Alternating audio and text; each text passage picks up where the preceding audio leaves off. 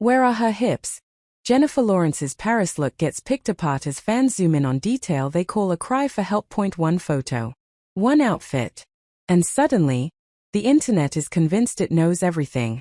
Jennifer Lawrence's recent appearance in Paris was meant to be just another fashion moment. Effortless, chic, very Parisian. But within hours, social media zeroed in on one detail, zooming, circling, screenshotting, and asking a question that quickly went viral. Where are her hips? What started as fashion commentary spiraled into something much bigger. Some fans called the look off.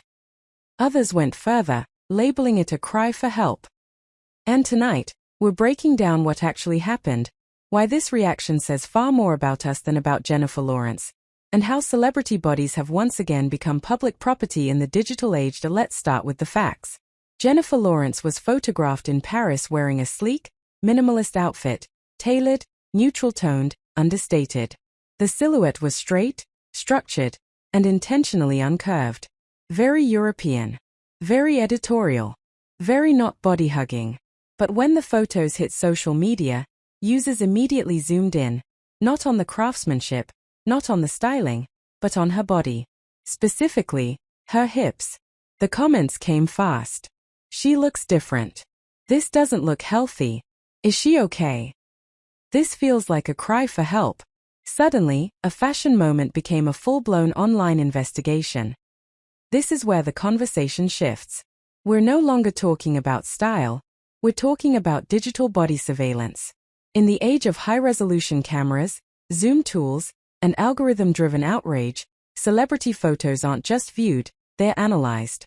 Every angle, every shadow, every fold of fabric.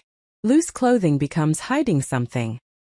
Tailoring becomes evidence. A pose becomes proof.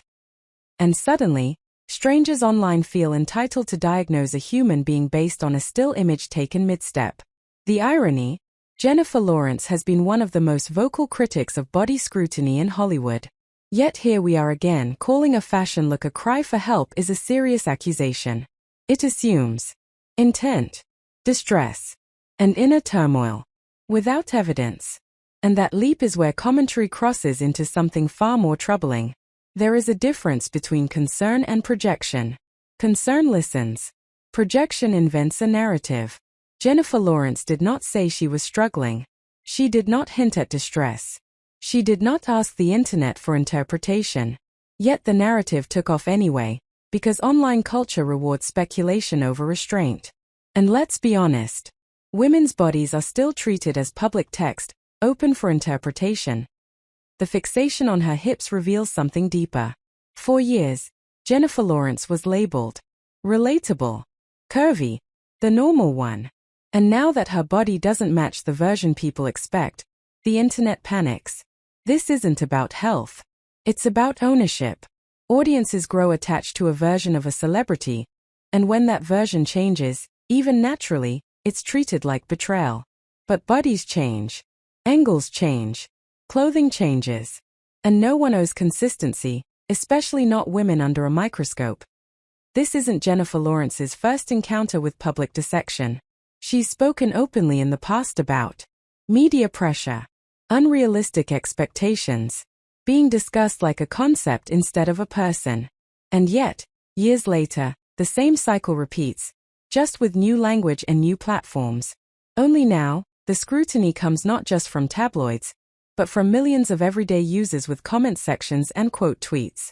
The volume has changed. The behavior hasn't. Here's the truth.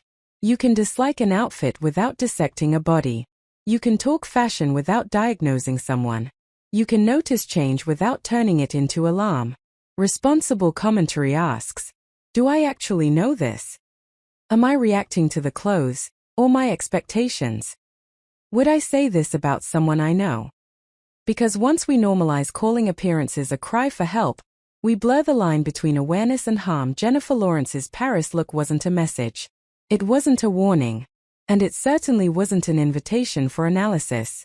It was a woman wearing clothes, photographed, shared, and transformed into a narrative she didn't write. The real story here isn't about missing hips. It's about missing boundaries. And maybe the question we should be asking isn't, Where are her hips? But instead, why do we feel entitled to look for them at all?